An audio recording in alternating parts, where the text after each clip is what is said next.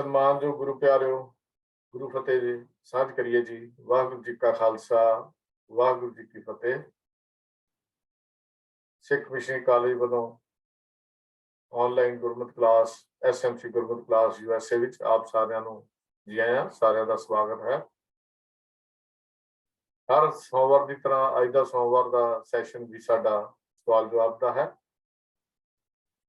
जिहड़े सवाल आप जी भेजते हो पैनल मैंबर उन्हां ते विचार करके जो योग समझते हैं उसका उत्तर बना लेते हैं, तो आप जी साझा कर देंगे हैं। सवाल जवाब सैशन की सेवा वीर राजा सिंह जी निभा रहे हैं चलाउण दी। बेनती करांगा वीर राजा सिंह जी नूं अज का यह सैशन शुरू कर। वीर राजा सिंह जी। वाहिगुरू जी का खालसा, वाहिगुरू जी की फतेह। इक ओंकार सतनाम करता पुरख निर्भव निर्वैर अकाल मूरत आजूनी सैभं गुर प्रसाद। वाहिगुरू वाहिगुरू वाहिगुरू वाहिगुरू वाहिगुरू वाहिगुरू। वाहिगुरू जी का खालसा, वाहिगुरू जी की फतेह। सारी संगत का अज के प्रोग्राम जीओ आया। तो सत्संगियों, सवाल जवाब का प्रोग्राम शुरू करने तो पहला असी बेनती करांगे कर रहे पैनल मैंबर्स नूं वो आप नाल फतेह साझी करनगे जी। उस तो बाद आप प्रोग्राम शुरू करते हैं। साहब प्रभ कीर्तन सिंह जी। वाहिगुरू जी का खालसा, वाहिगुरू जी की फतेह। साह MP सिंह जी।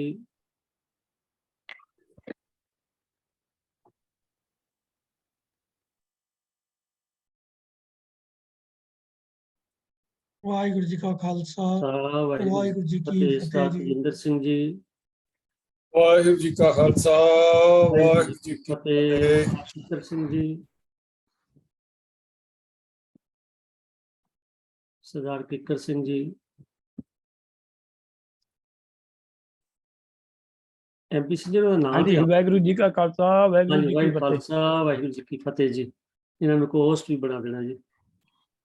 तो भैन मनिंदर कौर जी शायद अज नहीं आ रहे, साहब मनमोहन सिंह जी भी ज्वाइन नहीं किया, तो चलो जेड़े ज्वाइन कर होएंगे बाद कर लेंगे। हरजीत सिंह जी ने संगत नाल पहले सांझ पा ली है। तो आओ सत्संगियों, आप जी ने जो सवाल भेजे ने आप वो सवाल जिहड़े ने वख-वख विषयां दे सवालों के उत्तर देंगे। नाल ही गल करांगे अज 12 सितंबर सारागढ़ी दे जो शहीदां दा दिन है उसकी भी गल करांगे। तो आओ सब तो पहले आप सवाल जवाब वाल चलते हैं। आप जी वालों सवाल एक भेजे है जे उहदे गुरबाणी की तुक है जी। सज्जन सच्चा पातशाह सिर शाहां दे शाह जिस पास बैठिया सोही है सबना दा विसाह। ये क्योंकि डंडोत करन लग्या बंदनी करन लग्या जेड़े जिस वेले आपां गुरु महाराज सच्चे पातशाह के सामने हाजिर होने हैं और जिस वेले असी गुरबाणी का पाठ करना होंदा है तो ये बंदना के शब्दों में पढ़िया जाता है। ते तकरीबन आप अक्सर रोजाना इनू पढ़ते या सुनते हैं। तो सवाल ये आया कि ये जो ਇਹਦਾ शुद्ध उच्चारण की है तो ਇਹਦਾ अर्थ भाव की है। साकिकर सिंह जी ਨੂੰ ਬੇਨਤੀ है बई ਇਹਦਾ शुद्ध उच्चारण ਤੇ अर्थ भाव ਸਾਨੂੰ ਦੱਸਣਾ जी। साकिकर सिंह। हाँ जी वीर जी। वाहिगुरू जी का खालसा, वाहिगुरू जी की फतेह जी। फतेह। हाँ जी वीर जी। ਇਹ ਜਿਹੜਾ ਸਵਾਲ ਪੁੱਛਿਆ ਗਿਆ ਹੈ ਉਚਾਰਨ ਬਾਰੇ ਅਤੇ ਇਹਦੇ ਕੋਈ ਅਰਥ ਭਾਵ ਬਾਰੇ ਵੀ ਪੁੱਛਿਆ ਗਿਆ। ਸੋ ਇਹ ਕੇਵਲ ਇੱਕ ਸ਼ਲੋਕ ਹੈ।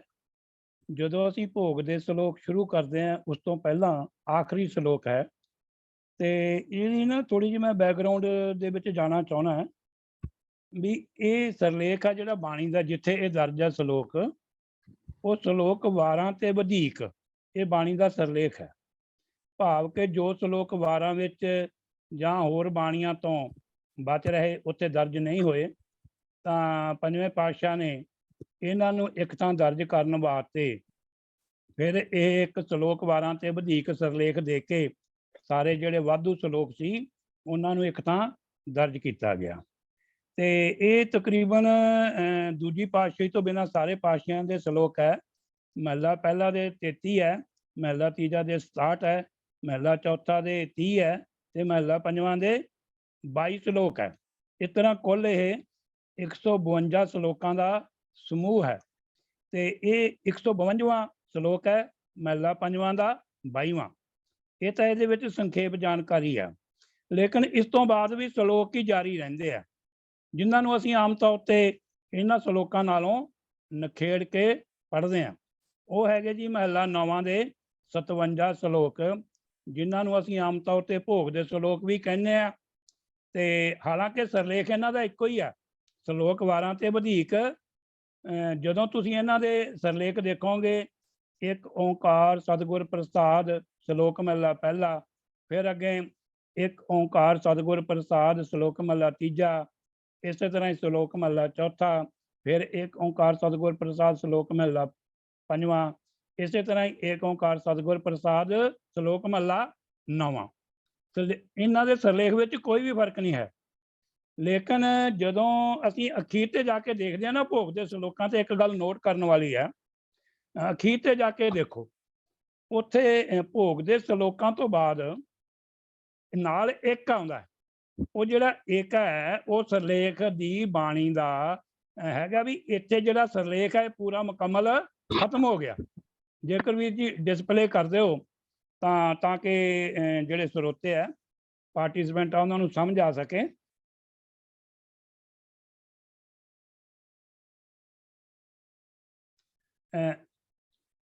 ਜਦੋਂ ਅਸੀਂ ਜੋੜ ਦੇਖਦੇ ਹਾਂ ਜੀ, ਸ਼ਲੋਕ ਮਹਲਾ ਪਹਿਲਾ, ਸ਼ਲੋਕ ਮਹਲਾ ਤੀਜਾ, ਇਹਨਾਂ ਸਾਰਿਆਂ ਦਾ ਕਿਤੇ ਵੀ ਇੱਕ ਥਾਂ ਜੋੜ ਨਹੀਂ ਦਿੱਤਾ। ਜਿਵੇਂ ਸ਼ਲੋਕ ਮਹਲਾ ਪਹਿਲਾ ਦੇ 33 ਹੈ, ਫਿਰ ਅੱਗੇ 67 ਹੈ ਤੇ ਮਹਲਾ ਚੌਥਾ ਦੇ 30 ਹੈ ਤੇ ਮਹਲਾ ਪੰਜਵਾਂ ਦੇ 22 ਸ਼ਲੋਕ ਹੈ।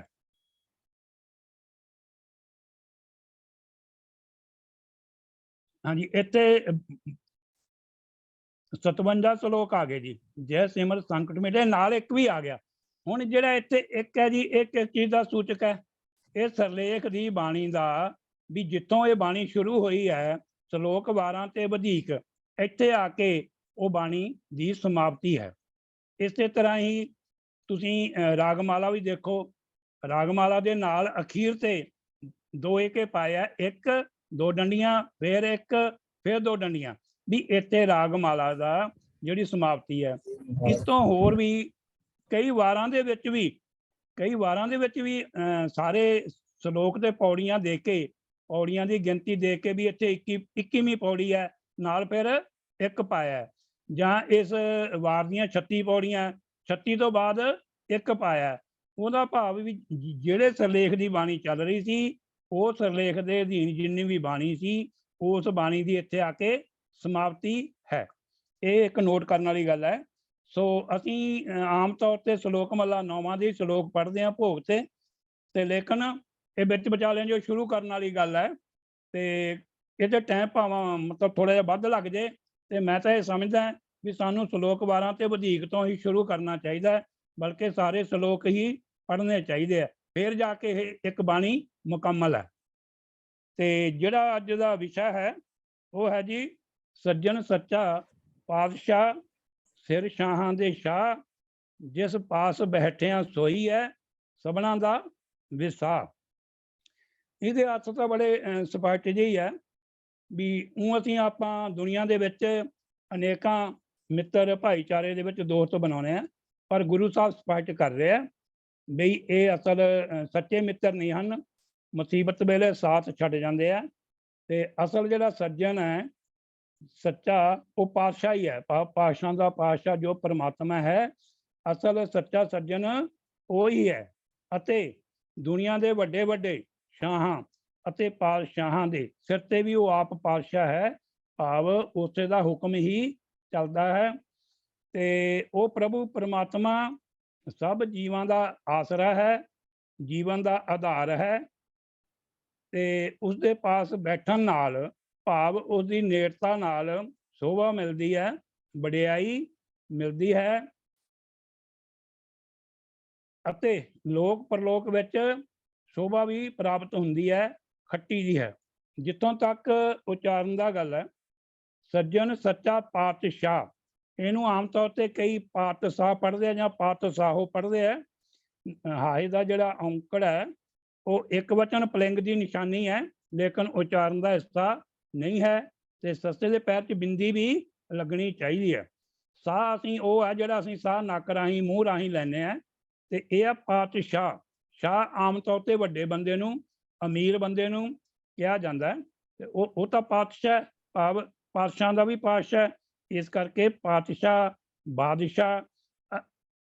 ਤੇ ਅੱਗੇ ਫਿਰ ਸ਼ਾਹਾਂ। ਸੱਸਾ ਆਇਆ, ਹਾਏ ਨੂੰ ਕੰਨਾ ਉੱਤੇ ਬਿੰਦੀ ਹੈ, ਇੱਥੇ ਸੱਸੇ ਦੇ ਪੈਰ 'ਚ ਬਿੰਦੀ ਲੱਗਣੀ ਹੈ, ਹਾਏ ਦੇ ਕੰਨੇ ਉੱਤੇ ਬਿੰਦੀ ਲੱਗਣੀ ਹੈ। ਪਾਤਸ਼ਾਹ ਸਿਰ ਸ਼ਾਹਾਂ ਦਾ। ਅੱਗੇ ਫਿਰ ਸ਼ਾਹ, ਇੱਥੇ ਵੀ ਹਾਏ ਨੂੰ ਔਂਕੜ ਜਿਹੜੀ ਹੈ ਉਹ ਇੱਕ ਵਚਨ ਪਲਿੰਗ ਦੀ ਨਿਸ਼ਾਨੀ ਹੈ, ਇਸ ਕਰਕੇ ਇੱਥੇ ਵੀ ਜਿਹੜਾ ਔਂਕੜ ਹੈ ਉਚਾਰਨ ਨਹੀਂ ਹੋਣਾ। ਇਹਨੂੰ ਸਾਹੋ ਜਾਂ ਸ਼ਾਹੋ ਨਹੀਂ ਉਚਾਰਨ ਕਰਨਾ, ਸ਼ਾਹ ਹੀ ਉਚਾਰਨ ਕਰਨਾ। ਜਿਸ ਪਾਸ ਬੈਠਿਆਂ, ਬੈਠਿਆਂ ਆੜੇ ਨੂੰ ਕੰਨਾ ਉੱਤੇ ਬਿੰਦੀ। ਸੰਬੰਧ ਕੀ ਅਰਥ ਹੈ? ਜਿਸ ਦੇ ਪਾਸ ਬੈਠਣ ਨਾਲ ਸੋਹੀ ਹੈ ਸਭਨਾਂ ਦਾ ਵਿਸਾ।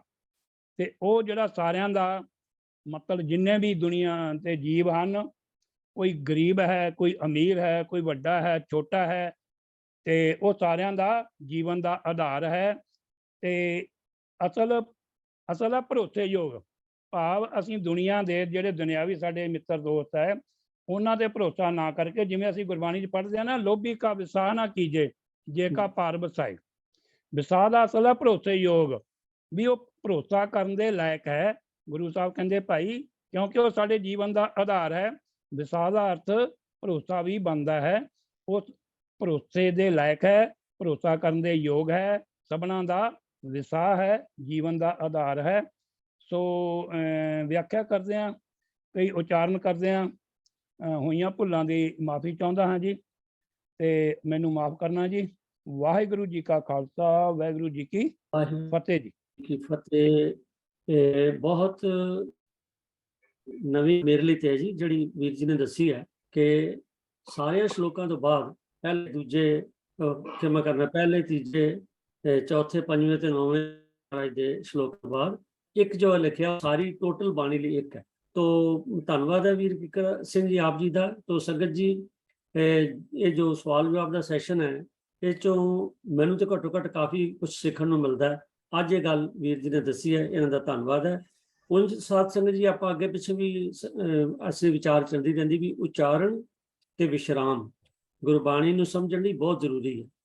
ਤੇ ਬਹੁਤੀ ਥਾਂ ਤੇ ਇਹਨਾਂ ਚੀਜ਼ਾਂ ਨੂੰ ਬਹੁਤਾ ਗੋਲਿਆ ਨਹੀਂ ਜਾਂਦਾ। ਉਚਾਰਨ ਤੇ ਵਿਸ਼ਰਾਮ, ਉਚਾਰਨ ਠੀਕ ਹੋਣਾ ਚਾਹੀਦਾ ਹੈ ਤੇ ਵਿਸ਼ਰਾਮ ਠੀਕ ਹੋਣਾ ਚਾਹੀਦਾ ਹੈ, ਨਹੀਂ ਤੇ ਕਈ ਵਾਰੀ ਅਰਥ ਦੇ ਅਨਰਥ ਬਣ ਜਾਂਦੇ ਨੇ। ਆਪਾਂ ਗਾਏ ਬਗਾਏ ਡਿਸਕਸ ਵੀ ਕਰਦੇ ਰਹਿੰਦੇ ਹਾਂ। ਤੋ ਇਸ ਲਈ ਗੁਰਬਾਣੀ ਵਿਆਕਰਨ ਨੂੰ ਸਮਝਣਾ ਇਹ ਬਿਲਕੁਲ ਜ਼ਰੂਰੀ ਹੈ। ਜਿੱਥੇ ਪਾਠ ਕਰਨਾ ਜ਼ਰੂਰੀ ਹੈ, ਸਾਨੂੰ ਰਹਿਤ ਮਰਿਆਦਾ 'ਚ ਲਿਖਿਆ ਵੀ ਸਿੱਖ ਹਮੇਸ਼ਾ ਸਹਿਜ ਪਾਠ ਜਾਰੀ ਰੱਖੇ।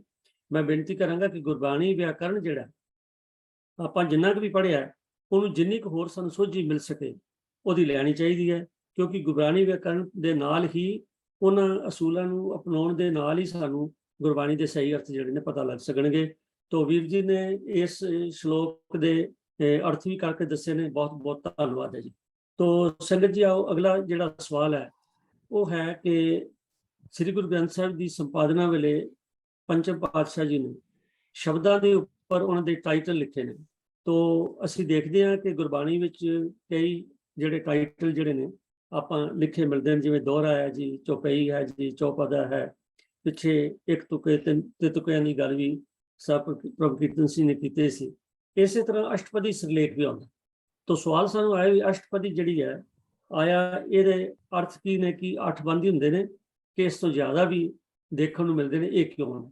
ਤੋ ਮੈਂ ਬੇਨਤੀ ਕਰ ਰਿਹਾ ਵੀਰ ਪ੍ਰਭੂ ਕੀਰਤਨ ਸਿੰਘ ਜੀ ਨੂੰ ਵੀ ਕਿਰਪਾ ਕਰੋ, ਸਾਨੂੰ ਦੱਸੋ ਵੀ ਅਸ਼ਟਪਦੀ ਦੇ ਕਿੰਨੇ ਪਦੇ ਹੁੰਦੇ ਨੇ ਤੇ ਕਿਆ ਵੱਧ ਘੱਟ ਨੇ, ਉਹ ਕਿਉਂ ਨੇ? ਕਿਉਂਕਿ ਸਵਾਲ ਕਰਤਾ ਦੇ ਮਨ ਵਿੱਚ ਇਹ ਇੱਕ ਕੁਐਸਚਨ ਆਇਆ, ਉਹਨੂੰ ਨਿਵਰਤ ਕਰੋ ਜੀ। ਸਭ ਪ੍ਰਭੂ ਕੀਰਤਨ। ਵਾਹਿਗੁਰੂ ਜੀ ਕਾ ਖਾਲਸਾ, ਵਾਹਿਗੁਰੂ ਜੀ ਕੀ ਵਾਹਿਗੁਰੂ ਜੀ ਕੀ ਫਤਿਹ ਜੀ।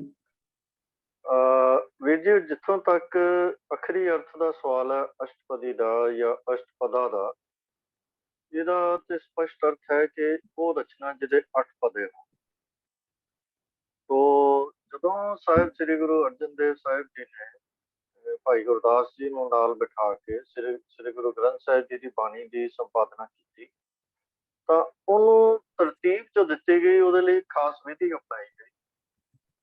ਉਹਦੇ ਵਿੱਚ ਅਗਰ ਅਸੀਂ ਕਰਮਵਾਰ ਦੇਖੀਏ ਤੇ ਰਾਗ ਹੈ, ਹਾਲਾਂਕਿ ਕੁਝ ਬਾਣੀ ਪਹਿਲਾਂ ਤੇ ਬਾਅਦ ਦੇ ਵਿੱਚ ਰਾਗਾਂ ਤੋਂ ਮੁਕਤ ਵੀ ਹੈ, ਜਿਵੇਂ ਕਿ ਅੱਜ ਵੀ ਵੀਰ ਜੀ ਨੇ ਜ਼ਿਕਰ ਕੀਤਾ ਹੈ ਸ਼ਲੋਕ ਵਾਰਾਂ ਤੇ ਵਧੀਕ ਦਾ, ਤੇ ਇਸੇ ਤਰ੍ਹਾਂ ਹੀ ਪਹਿਲਾਂ ਜਪਜੀ ਸਾਹਿਬ ਤੇ ਨਿਤਨੇਮ ਦੀਆਂ ਬਾਣੀਆਂ ਜੋ ਹਨ ਉਹ ਵੀ ਰਾਗਾਂ ਦੀ ਕਰਮ ਦੇ ਵਿੱਚ ਨਹੀਂ ਹਨ। ਪਰ ਜਿਹੜੀ ਪ੍ਰਮੁੱਖ ਹਿੱਸਾ ਹੈ ਉਹਦੇ ਵਿੱਚ ਸਭ ਤੋਂ ਪਹਿਲਾਂ ਰਾਗ ਨੂੰ ਪ੍ਰਮੁਖਤਾ ਦਿੱਤੀ ਗਈ ਤੇ ਰਾਗਾਂ ਅਨੁਸਾਰ ਬਾਣੀ ਦਾ ਅਰੇਂਜਮੈਂਟ ਕੀਤਾ ਗਿਆ। ਫਿਰ ਬਾਣੀ ਦੇ ਰਚਨਹਾਰ ਜਿੰਨੇ ਮਹਾਨ ਵਿਅਕਤੀਆਂ ਦੀ ਬਾਣੀ ਸ੍ਰੀ ਗੁਰੂ ਗ੍ਰੰਥ ਸਾਹਿਬ ਜੀ ਦੇ ਵਿੱਚ ਹੈ, ਉਹਦੇ ਇੱਕ ਖਾਸ ਤਰਤੀਬ ਅਨੁਸਾਰ ਇਹ ਜੋ ਦਿੱਤੀ ਗਈ। ਫਿਰ ਉਸ ਤੋਂ ਬਾਅਦ ਸਭ ਤੋਂ ਪਹਿਲਾਂ ਉੱਪਰ ਰੱਖਿਆ ਗਿਆ ਘਰ ਨੂੰ, ਤੇ ਫਿਰ ਨਾਲ ਹੀ ਰੱਖਿਆ ਗਿਆ ਪਦਿਆਂ ਦੀ ਗਿਣਤੀ ਦੇ ਅਨੁਸਾਰ ਜਿਹੜੇ ਸ਼ਬਦ ਹਨ ਉਹਨਾਂ ਨੂੰ ਤਰਤੀਬ ਦਿੱਤੀ। ਤੋ ਇਸ ਜਿਹੜੀ ਤਰਤੀਬ ਹੈ ਪਦਿਆਂ ਦੀ ਗਿਣਤੀ ਜਿਹਦੇ ਅਨੁਸਾਰ ਹੈ, ਅਸ਼ਟਪਦੀ ਵੀ ਉਸੇ ਕੈਟਾਗਰੀ ਦੇ ਵਿੱਚ ਆਉਂਦਾ ਹੈ।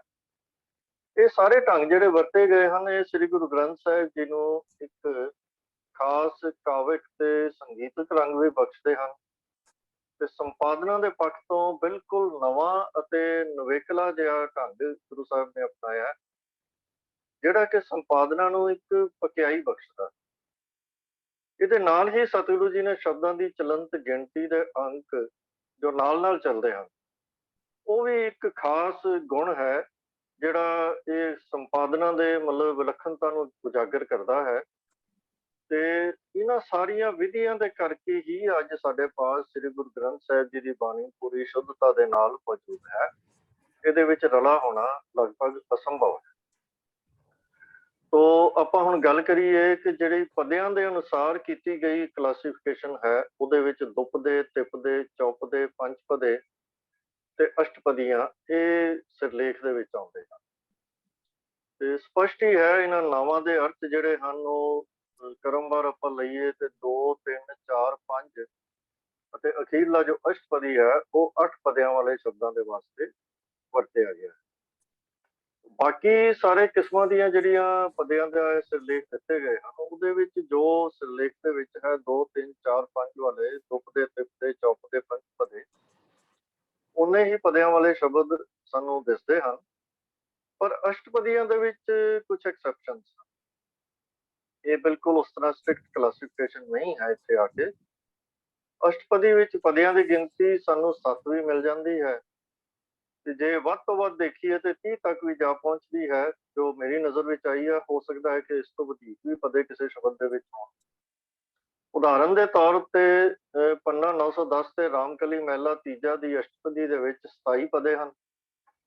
ਇਸ ਤੋਂ ਪਹਿਲੇ ਪੰਨਿਆਂ ਦੇ ਵਿੱਚ 25, 12 ਤੇ ਇਸ ਤੋਂ ਅੱਗੇ ਜਿਹੜੇ ਹਨ 21 ਤੇ 30 ਤੱਕ ਪਦੇ ਆ ਰਹੇ। ਸੋ ਇਹ ਜੋ ਵਰਤਾਰਾ ਹੈ ਜਿਸ ਤਰੀਕੇ ਨਾਲ ਸਤਿਗੁਰੂ ਜੀ ਨੇ ਦਰਜ ਕੀਤਾ, ਉਸ ਤੋਂ ਅਸੀਂ ਸਹਿਜੇ ਹੀ ਇਹ ਨਤੀਜਾ ਕੱਢ ਸਕਦੇ ਹਾਂ ਕਿ ਅਸ਼ਟਪਦੀ ਉਹਨਾਂ ਸਾਰੇ ਸ਼ਬਦਾਂ ਦੇ ਲਈ ਵਰਤਿਆ ਗਿਆ ਜਿਨ੍ਹਾਂ ਵਿੱਚ ਵਧੇਰੇ ਪਦੇ ਹਨ, ਜਾਂ ਕਹਿ ਲਓ ਕਿ ਵੱਡੀ ਗਿਣਤੀ ਦੇ ਪਦਿਆਂ ਵਾਲੇ ਜਿਹੜੇ ਲੰਬੇਰੇ ਸ਼ਬਦ ਹਨ ਉਹਨਾਂ ਨੂੰ ਅਸ਼ਟਪਦੀ ਦਾ ਨਾਮ ਦੇ ਦਿੱਤਾ ਗਿਆ। ਤੋ ਇਹਦੀ ਵਿਆਖਿਆ ਕਰਦੇ ਹੋਏ ਕਈਆਂ ਨੇ ਤਾਂ ਇਹਨਾਂ ਨੂੰ ਬਿਲਕੁਲ 8 ਦੇ ਨਾਲ ਹੀ, ਜਿਹੜੇ ਵਿਦਵਾਨਾਂ ਨੇ ਐਕਸਪਲੇਨ ਕੀਤਾ ਕਿ ਅਸ਼ਟਪਦੀ ਦਾ ਅਰਥ ਕੀ ਹੈ, 8 ਪਦਿਆਂ ਦਾ ਹੀ ਦੱਸ ਦਿੱਤਾ ਗਿਆ ਹੈ। ਪਰ ਕਈ ਵਿਦਵਾਨਾਂ ਨੇ ਇਹਦੇ ਅਰਥ ਥੋੜੇ ਜਿਹੇ ਫਰਕ ਵੀ ਕੀਤੇ ਹਨ। ਜਿਵੇਂ ਕਿ ਡਾਕਟਰ ਸਰਨਾ ਨੇ ਅਸ਼ਟਪਦੀ ਦੀ ਡੈਫੀਨੇਸ਼ਨ ਦਿੰਦੇ ਹੋਏ ਕਿਹਾ ਹੈ ਕਿ 7 ਜਾਂ ਵਧੇਰੇ ਪਦੇ ਹੋਣ, ਇਹਦੇ ਚ ਰਾਗ ਹੋ, ਕੋਈ ਰਾਗ ਦਾ ਫਰਕ ਨਹੀਂ ਪੈਂਦਾ, ਸਾਰੇ ਰਾਗਾਂ ਦੇ ਵਿੱਚ ਮਿਲਦੇ ਹਨ, ਸਾਰੇ ਛੰਦ ਰੂਪਾਂ ਦੇ ਵਿੱਚ ਅਸ਼ਟਪਦੀਆਂ ਮਿਲਦੀਆਂ ਹਨ, ਤੇ ਆਮ ਤੌਰ ਤੇ 8 ਪਦਿਆਂ ਵਾਲਾ ਹੀ ਹੁੰਦਾ। ਪਰ 8 ਦੀ ਗਿਣਤੀ ਲਾਜ਼ਮੀ ਨਹੀਂ ਹੈ, ਇਹ ਸਾਨੂੰ ਧਿਆਨ ਰੱਖਣ ਦੀ ਲੋੜ ਹੈ। ਸਤਿਗੁਰੂ ਜੀ ਇਹ ਉਹਨਾਂ ਨੇ ਐਸਾ ਕਿਉਂ ਕੀਤਾ ਕਿ 8 ਦੀ ਗਿਣਤੀ ਲਾਜ਼ਮੀ ਨਹੀਂ ਹੈ, ਪਰ ਇਹਨੂੰ 8 ਆਪ ਹੀ ਕਿਹਾ ਹੈ, ਤਾਂ ਇਹ ਅਸੀਂ ਇਹਦਾ ਪੂਰਾ ਅੰਦਾਜ਼ਾ ਨਹੀਂ ਲਗਾ ਸਕਦੇ, ਇਹ ਸਤਿਗੁਰੂ ਹੀ ਜਾਣਦੇ ਹਾਂ। ਪਰ ਆਪਣੀ ਤੁੱਛ ਬੱਦੀ ਅਨੁਸਾਰ ਅਸੀਂ ਅੰਦਾਜ਼ਾ ਹੀ ਲਗਾ ਸਕਦੇ ਹਾਂ ਕਿ ਸਤਿਗੁਰੂ ਜੀ ਨੇ ਲੰਬੇਰੇ ਸ਼ਬਦਾਂ ਦੀ ਇੱਕੋ ਹੀ ਹੈਡਿੰਗ ਰੱਖੀ ਹੈ, ਕਿਉਂਕਿ ਸ਼ਾਇਦ ਲੰਬੇਰੇ ਸ਼ਬਦਾਂ ਦੀ ਗਿਣਤੀ ਸਮੁੱਚੇ ਤੌਰ ਦੇ ਉੱਤੇ ਬਹੁਤ ਜ਼ਿਆਦਾ ਵੀ ਨਹੀਂ ਹੈ, ਤੇ ਇਹਨਾਂ ਦੇ ਅੰਦਰ ਵੀ ਪਦਿਆਂ ਦੀ ਗਿਣਤੀ ਭਿੰਨ ਹੈ। ਤਾਂ ਸ਼ਾਇਦ ਸਤਿਗੁਰੂ ਜੀ ਨੇ ਹੋਰ ਵੱਖਰੇ ਨਾਮ ਕ੍ਰੀਏਟ ਕਰਨ ਦੀ ਥਾਂ ਦੇ ਉੱਤੇ ਅਸ਼ਟਪਦੀ ਨੂੰ ਇੱਕ ਲੰਬੇ ਸ਼ਬਦਾਂ ਦੇ ਲਈ ਇੱਕ ਜਨਰਲ ਨਾਮ ਦੇ ਤੌਰ ਦੇ ਉੱਤੇ ਵਰਤ ਲਿਆ ਜਾਪਦਾ ਹੈ। ਤੇ ਜਿੱਥੋਂ ਤੱਕ ਇਸ ਚੀਜ਼ ਦਾ ਸੰਬੰਧ ਹੈ ਕਿ ਇਹਦਾ ਸਾਡੇ ਲਈ ਕੀ ਇੰਪੋਰਟੈਂਸ ਹੈ, ਇੱਥੇ ਸਾਨੂੰ ਇਹ ਪਤਾ ਹੀ ਹੈ ਕਿ ਸਤਿਗੁਰੂ ਸ੍ਰੀ ਗੁਰੂ ਨਾਨਕ ਦੇਵ ਜੀ ਨੇ ਜਿਵੇਂ ਫਰਮਾਇਆ ਸੀ ਕਿ ਜੈਸੀ ਮੈਂ ਆਵੈ ਕਸਮ ਕੀ ਬਾਣੀ ਤੈਸੜਾ ਕਰੀ ਗਿਆਨ ਵੇਦਾਂ। ਇਹ ਬਾਣੀ ਅਕਾਲੀ ਹੈ, ਘਰੋਂ ਆਈ ਹੈ, ਇਹਦਾ ਉਪਦੇਸ਼ ਵੀ ਅਕਾਲੀ ਹੈ ਤੇ ਇਹ ਗਿਣਤੀਆਂ ਮਿੰਤੀਆਂ ਦੇ ਬੰਦਸ਼ ਦੀ ਮੁਹਤਾਜ। ਤੋ ਜਦੋਂ ਸਤਿਗੁਰੂ ਜੀ ਨੇ ਬਾਣੀ ਲਿਖੀ ਹੈ ਤੇ ਕਿਉਂਕਿ ਇਹ ਖਸਮ ਤੋਂ ਆਈ ਬਾਣੀ ਹੈ, ਤੋ ਇਹਦੇ ਉੱਤੇ ਅਸੀਂ ਗਿਣਤੀਆਂ ਦੇ ਡਿਸਪਲਿਨ ਦੇ ਵਿੱਚ ਇਹ ਆਸ ਨਹੀਂ ਰੱਖ ਸਕਦੇ ਕਿ ਹਮੇਸ਼ਾ ਲਿਖੀ ਜਾਵੇਗੀ। ਤੋ ਸਿੱਖ ਹੋਣ ਦੇ ਨਾਤੇ ਵੀ ਸਾਡਾ ਜਿਹੜਾ ਮੁੱਖ ਸਰੋਕਾਰ ਹੈ ਬਾਣੀ ਦਾ ਜਿਹੜਾ ਅਕਾਲੀ ਉਪਦੇਸ਼ ਹੈ ਉਹਦੇ ਵੱਲ ਹੀ ਹੈ, ਔਰ ਉਹਨਾਂ ਦੀ ਗਿਣਤੀ ਆਧਾਰਿਤ ਕਲਾਸੀਫਿਕੇਸ਼ਨ ਵੱਲ ਸਾਡਾ ਇਹ ਜਿਹੜਾ ਹੈ ਉਹ ਮਤਲਬ ਇਹ ਸਾਡਾ ਧਿਆਨ ਨਹੀਂ ਹੁੰਦਾ, ਕਿਉਂਕਿ ਅਸਲ ਤਾਂ ਗੱਲ ਜਿਹੜੀ ਹੈ ਉਸ ਉਪਦੇਸ਼ ਦੀ ਹੈ ਤੇ ਹੋਣਾ ਵੀ ਐਸਾ ਹੀ ਚਾਹੀਦਾ। ਹਾਂ, ਇਹ ਠੀਕ ਹੈ ਕਿ ਜਿਵੇਂ ਕਿ ਅੱਜ ਇਹ ਸਵਾਲ ਆਇਆ ਹੈ, ਸਾਨੂੰ ਸਾਰੀਆਂ ਕਲਾਸੀਫਿਕੇਸ਼ਨ ਦੇ ਬਾਰੇ ਕਲੈਰਿਟੀ ਸਮਝ ਹੋਣੀ ਚਾਹੀਦੀ ਹੈ ਤੇ ਇਹ ਕਲਾਸੀਫਿਕੇਸ਼ਨ ਨੂੰ ਸਤਿਗੁਰੂ ਜੀ ਨੇ ਆਪਣੀ ਨਵੇਕਲੀ ਸੰਪਾਦਨ ਤਕਨੀਕ ਦਾ ਹਿੱਸਾ ਬਣਾਇਆ ਹੈ ਤੇ ਇਹ ਉਹਦਾ ਵਿਲੱਖਣ ਪੱਖ ਵੀ ਹੈ। ਪਰ ਜਿਵੇਂ ਅਸੀਂ ਪਹਿਲਾਂ ਕਿਹਾ ਹੈ, ਆਪਾਂ ਸਾਰੇ ਜਾਣਦੇ ਹਾਂ ਕਿ ਤੱਤ ਵਸਤੂ ਸਤਿਗੁਰੂ ਜੀ ਦਾ ਉਪਦੇਸ਼ ਹੀ ਹੈ ਜੋ ਬਾਣੀ ਦੇ ਵਿੱਚ ਵਿਦਮਾਨ ਹੈ ਤੇ ਇਹਨੂੰ ਗਿਣਤੀਆਂ ਦੀ ਕੈਦ ਵਿੱਚ ਨਹੀਂ ਰੱਖਿਆ ਜਾ ਸਕਦਾ। ਤੋ ਸਾਡਾ ਧਿਆਨ ਜਿਹੜਾ ਹੈ ਉਹ ਹਮੇਸ਼ਾ ਉਧਰ ਹੀ ਹੁੰਦਾ ਹੈ ਕਿ ਸਤਿਗੁਰੂ ਜੀ ਦਾ ਸਾਡੇ ਵਾਸਤੇ ਉਪਦੇਸ਼ ਕੀ ਹੈ। ਤੋ ਇਸ ਅਸ਼ਟਪਦੀ ਦਾ ਜੋ ਅਰਥ ਅਸੀਂ ਬਜਾਏ ਸੇ ਕਿ ਇਹਨੂੰ ਸਿਰਫ 8 ਤੱਕ ਅਸੀਂ ਲਿਮਿਟ ਕਰਕੇ ਰੱਖੀਏ, ਇਹਦਾ ਸਾਨੂੰ ਇਸੇ ਤਰ੍ਹਾਂ ਹੀ ਸਮਝਣਾ ਚਾਹੀਦਾ ਹੈ ਕਿ ਅਸ਼ਟਪਦੀ ਇੱਕ ਸਿਰਲੇਖ ਹੈ ਜਿਹਦੇ ਵਿੱਚ ਲੰਬੇਰੇ ਸ਼ਬਦ ਰੱਖੇ ਗਏ ਹਨ ਤੇ ਗਿਣਤੀ ਦੀ ਬੰਦਸ਼ ਇਸ ਸਿਰਲੇਖ ਦੇ ਉੱਤੇ ਪੂਰੀ ਤਰ੍ਹਾਂ ਲਾਗੂ ਨਹੀਂ ਹੁੰਦੀ, ਕਿਉਂਕਿ 7 ਦੀ ਗਿਣਤੀ ਵੀ ਮਿਲਦੀ ਹੈ ਤੇ ਜਿਵੇਂ ਆਪਾਂ ਪਹਿਲਾਂ ਜ਼ਿਕਰ ਕੀਤਾ ਉਹ 30 ਦੀ ਗਿਣਤੀ ਵੀ ਮਿਲਦੀ ਹੈ। ਇਸ ਤੋਂ ਇਲਾਵਾ ਅਗਰ ਕਿਸੇ ਵੀਰ ਦੇ ਕੋਲ ਹੋਰ ਕੋਈ ਇਨਫੋਰਮੇਸ਼ਨ ਹੋਵੇ ਤਾਂ ਆਪ ਜ਼ਰੂਰ ਸਾਂਝੀ ਕਰੋ ਜੀ। ਹੋਈਆਂ ਭੁੱਲਾਂ ਨੂੰ ਖਿਮਾ ਕਰਦਾ। ਵਾਹਿਗੁਰੂ ਜੀ ਕਾ ਖਾਲਸਾ, ਵਾਹਿਗੁਰੂ ਜੀ ਕੀ ਫਤਿਹ। ਵੀਰ ਜੀ ਨੇ ਅਸ਼ਟਪਦੀ ਦੇ ਬੰਦ ਬਾਰੇ, ਬੰਦਾਂ ਬਾਰੇ ਜਿਹੜੀ ਗੱਲ ਹੈ ਸਾਨੂੰ ਖੋਲ ਕੇ ਦੱਸੀ ਹੈ, ਉਹਨਾਂ ਦਾ ਬਹੁਤ ਬਹੁਤ ਧੰਨਵਾਦ ਹੈ। ਸੰਗਤ ਜੀ, ਸਾਹਿਤ ਦੇ ਵਿੱਚ ਸਮੇਂ-ਸਮੇਂ ਕਈ ਤਬਦੀਲੀਆਂ ਵੀ ਆਉਂਦੀਆਂ ਰਹਿੰਦੀਆਂ ਨੇ, ਤੋ ਇਹ ਸੁਭਾਵਨ ਹੈ। ਤੇ ਅਸਲ ਗੱਲ ਤੇ ਜਿਹੜੀ ਵੀਰ ਜੀ ਨੇ ਦੱਸੀ ਹੈ ਕਿ ਸਾਨੂੰ ਗਿਣਤੀਆਂ ਮਿੰਟੀਆਂ ਜ਼ੋਰ ਦੇਣ ਦੀ ਥਾਂ ਤੇ ਜਿਹੜਾ ਗੁਰੂ ਉਪਦੇਸ਼ ਹੈ ਉਸ ਸ਼ਬਦ ਵਿੱਚ ਜਾਂ ਉਸ ਲਿਖਤ ਵਿੱਚ ਸਾਨੂੰ ਉਹਦੇ ਵੱਲ ਧਿਆਨ ਦੇਣਾ ਚਾਹੀਦਾ, ਉਹਨੂੰ ਸਮਝ ਕੇ ਉੱਤੇ ਅਮਲ ਕਰਨਾ ਚਾਹੀਦਾ ਹੈ। ਗਿਣਤੀਆਂ ਮਿੰਟੀਆਂ ਚਲੋ ਠੀਕ ਹੈ, ਨੌਲੇਜ ਠੀਕ ਹੈ, ਪਰ ਉਹਦੀ ਥਾਂ ਤੇ ਜ਼ਿਆਦਾ ਫੋਕਸ ਜਿਹੜਾ ਸਾਡਾ ਉਹ ਬਿਲਕੁਲ ਠੀਕ ਹੈ ਕਿ ਗੁਰੂ ਉਪਦੇਸ਼ਾਂ ਵੱਲ ਹੋਣਾ ਚਾਹੀਦਾ। ਸਤਿਗੁਰੂ ਕਿਰਪਾ ਕਰਨ, ਅਸੀਂ ਗੁਰੂ ਉਪਦੇਸ਼ਾਂ ਨੂੰ ਸਮਝੀਏ ਤੋ ਉਹਨਾਂ ਤੇ ਚੱਲੀਏ ਤਾਂ ਜੇ ਸਾਡੇ ਜੀਵਨ 'ਚ ਕੋਈ ਤਬਦੀਲੀ ਆਵੇ। ਧੰਨਵਾਦ ਜੀ। ਤੋ ਸੰਗਤ ਜੀ, ਅਗਲਾ ਜਿਹੜਾ ਸਵਾਲ ਹੈ ਉਹ ਵੀ ਸੰਗਤ ਚੋਂ ਆਇਆ ਸੀ ਕਿ ਉਚਾਰਨ ਬਾਰੇ, ਕਿ ਲਫ਼ਜ਼ ਜਿਹੜਾ ਸ਼ਬਦ ਹੈ ਮਾਈ, ਇਹ ਗੁਰਬਾਣੀ ਵਿੱਚ ਕਈ ਥਾਂ ਤੇ ਹੁੰਦਾ ਹੈ ਮਾਈ ਸ਼ਬਦ, ਵੀ ਆਇਆ ਇਹ ਮਾਈ ਮਾਂ ਲਈ ਹੈ ਜਾਂ ਮਾਈ ਦੇ ਕੋਈ ਹੋਰ ਅਰਥ ਨੇ। ਸਤਜਿੰਦਰ ਸਿੰਘ ਜੀ ਸਾਨੂੰ ਦੱਸਣਗੇ ਕਿ ਜਿਹੜਾ ਮਾਈ ਸ਼ਬਦ ਬਾਰ-ਬਾਰ ਆਇਆ ਗੁਰੂ ਗ੍ਰੰਥ ਸਾਹਿਬ ਵਿੱਚ, ਉਹ ਕਿਰਪਾ ਕਰਕੇ ਦੱਸੋ ਕਿ ਉਹ ਸੰਦਰਭ ਵਿੱਚ ਆਇਆ। ਹਾਂਜੀ, ਤਜਿੰਦਰ ਸਿੰਘ। ਵਾਹਿਗੁਰੂ ਜੀ ਕਾ ਖਾਲਸਾ, ਵਾਹਿਗੁਰੂ ਜੀ ਕੀ ਫਤਿਹ। ਮਾਈ ਲਫ਼ਜ਼ ਜਿਵੇਂ ਵੀਰ ਜੀ ਕਹਿ ਰਹੇ ਨੇ ਕਿ ਗੁਰਬਾਣੀ ਵਿੱਚ ਕਈ ਥਾਂ ਦੇ ਉੱਪਰ ਜਿਹੜਾ ਹੈ ਉਹ ਆਇਆ ਹੈ, ਤੇ ਆਓ ਉਸ ਨੂੰ ਅਸੀਂ ਸਮਝੀਏ ਕਿ ਮਾਈ ਜਿਹੜਾ ਲਫ਼ਜ਼ ਹੈ ਉਹਦੇ ਅਰਥ ਕੀ ਨੇ। ਇਸ ਵਾਸਤੇ ਅਸੀਂ ਭਾਈ ਕਾਹਨ ਸਿੰਘ ਜੀ ਨਾਭਾ ਜੀ ਨੂੰ ਕੰਸਲਟ ਕੀਤਾ ਹੈ ਤੇ ਉਹ ਕਹਿ ਰਹੇ ਨੇ ਵੀ ਜਿੱਥੇ ਤੇ ਸੰਗਿਆ ਹੋਵੇ ਉੱਥੇ ਮਾਤਾ, ਮਾਂ, ਮਾਈ, ਉੱਥੇ ਮਤਲਬ ਜੋ ਹੈ ਮਾਂ ਹੈ। ਮਾਈ ਬਾਪ ਪੁੱਤਰ ਸਭ ਹਰ ਕੇ ਕੀਏ, ਗੁਜਰੀ ਮਹਲਾ ਚੌਥਾ। ਦੂਸਰਾ ਅਰਥ ਇਹਦਾ ਮਾਇਆ ਹੈ, ਜਗਤ ਦਾ ਕਾਰਨ ਰੂਪ ਈਸ਼ਵਰ ਦੀ ਸ਼ਕਤੀ। ਜਿਵੇਂ ਜਪਜੀ ਸਾਹਿਬ ਦੇ ਵਿੱਚ ਅਸੀਂ ਪੜ੍ਹਦੇ ਹਾਂ, ਏਕਾ ਮਾਈ ਜੁਗਤ ਵਿਆਹੀ, ਤਿੰਨ ਚੇਲੇ ਪ੍ਰਵਾਨ, ਇੱਕ ਸੰਸਾਰੀ ਇੱਕ ਭੰਡਾਰੀ ਕਲਾਏ ਦੀਵਾਨ। ਉਹ ਵੇਖਿਆ ਉਹਨਾਂ ਨਦਰ ਨਾ ਆਵੇ ਬਹੁਤਾ ਇਹ ਵਡਾਨ, ਆਦੇਸ਼ ਤਿਸੇ ਆਦੇਸ਼ ਆਦ ਅਨੀਲ ਅਨਾਦ ਨਾਹਿਤ जुग जुग एक को बेस। तो ਇਹਦੇ ਅੰਦਰ ਉਹ ਜੋ ਸੰਸਾਰ ਦੀ ਮਾਇਆ ਹੈ, ਜਗਤ ਦਾ ਕਾਰਨ ਹੈ, ਜੋ ਸ਼ਕਤੀ ਹੈ, ਉਸ ਦੇ ਬਾਰੇ ਜ਼ਿਕਰ ਮਾਈ ਦਾ ਅਰਥ ਇਹ ਕੀਤਾ ਹੈ। ਤੀਸਰਾ ਅਰਥ ਕੀਤਾ ਹੈ ਅਵਿਦਿਆ, ਜਿਹਨੂੰ ਕਹਿੰਦੇ ਇਲਿਟਰੇਸੀ। ਤਾਂ ਕਿ ਨਿਕਟ ਨਾ ਆਵੇ ਮਾਈ, ਗੌੜੀ ਮਹਲਾ ਪੰਜਵਾਂ ਦੇ ਵਿੱਚ ਇਹਦਾ ਜ਼ਿਕਰ ਕੀਤਾ ਹੈ। ਔਰ ਅਗਲਾ ਜਿਹੜਾ ਇਹਦੇ ਅੰਦਰ ਅਰਥ ਹੈ ਉਹਦਾ ਅਰਥ ਹੈ ਮਮਤਾ। ਮੋਈ ਮੇਰੀ ਮਾਈ ਹੋ ਖਰਾ ਸੁਖਾਲਾ, ਕਬੀਰ ਸਾਹਿਬ ਜੀ ਦਾ ਆਸਾ ਰਾਗ ਦੇ ਅੰਦਰ ਇਹ ਸ਼ਬਦ ਹੈ। ਉਹ ਇੱਕ ਇਹਦੇ ਅਰਥ ਜਿਹੜੇ ਹਨ ਉਹ ਸੰਗਿਆ ਦੇ ਰੂਪ ਦੇ ਅੰਦਰ ਜਦੋਂ ਨਾਉਨ ਆ ਜਾਂਦਾ ਇਹਦੇ ਅਰਥ ਕਰਤਾਰ ਵੀ ਹਨ। ਮਾਇਆ ਮਾਈ ਤ੍ਰੈ ਗੁਣ ਪ੍ਰਸੂਤ, ਮਾਰੂ ਸੋਲੇ ਮਹਲਾ ਤੀਜਾ। ਇੱਥੇ ਮਾਈ ਦੇ ਅਰਥ ਜਿਹੜੇ ਹਨ ਕਰਤਾਰ ਨੇ ਮਾਇਆ ਦੁਆਰਾ त्रिगुणात्मक संसार उपाया, और जो जो चितवै दास हर माई, गौड़ी महला पंजवा। मायापति हरि दा दास जो चितवै, जो उसनू याद करता है। तो इस दे नाल ही जिहड़ी डॉक्टर गुरचरण सिंह जी ने जिन्हां गुरु ग्रंथ साहिब कोश लिखिया है वो लिखदे हन कि ममता इहदे अर्थ ममता भी हन। मुई मेरी माई हों खरा सुखाला, आसा कबीर जी अंक 476 ਦੇ ਉੱਪਰ ਇਹ ਦਰਜ। ਦੂਸਰਾ ਮਾਇਆ ਦੇ ਅਰਥ ਧਨ ਦੌਲਤ ਵੀ ਹਨ। ਮਾਈ ਮੰਗਤ ਤ੍ਰੈ ਲੋਭਾਵੇਂ, ਰਾਮਕਲੀ ਮੱਲਾ ਪਹਿਲਾ ਅਸ਼ਟਪਦੀਆਂ ਅੰਕ 903 ਦੇ ਉੱਪਰ ਇਹ ਜੋ ਹੈ ਸੁਭਾਇਮਾਨ ਹੈ। तो आस है ਜਿਹੜੇ ਵੀਰ ਜੀ ਨੇ ਹੋਰ ਵੀ ਅਨੇਕਾਂ ਥਾਂ ਦੇ ਉੱਪਰ ਮੈਨੂੰ ਕੁਝ ਜਿਹੜੇ ਨਜ਼ਰ ਆਏ ਹਨ ਮੈਂ ਆਪ ਜੀ ਦੇ ਨਾਲ ਸਹਿਮਤ ਕੀਤੇ ਹਨ। ਮਾਈ ਦੇ ਲਫ਼ਜ਼ ਜਿਹੜੇ ਹਨ तो प्रकरण अनुसार जिस तरीके का प्रकरण शब्द भी चल रहा होवे उस अनुसार ही ये अर्थ जिहड़े हन वो सानू लेने चाहिए हन।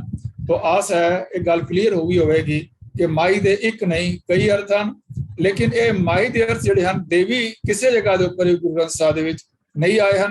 सानू इस बारे क्लीयर होना चाहिए है। वाहिगुरू जी का खालसा वाहिगुरू जी की फतेह।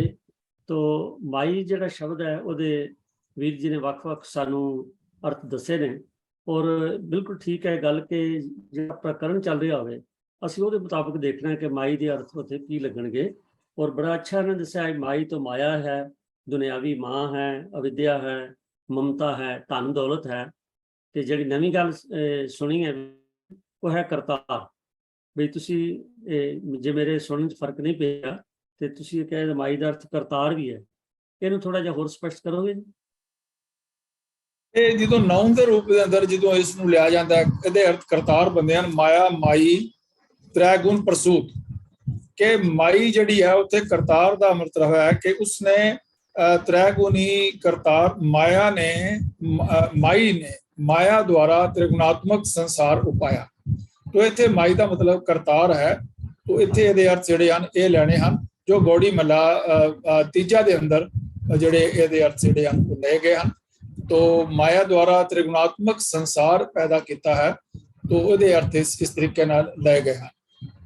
बहुत बहुत धन्यवाद वीर तजिंदर सिंह जी।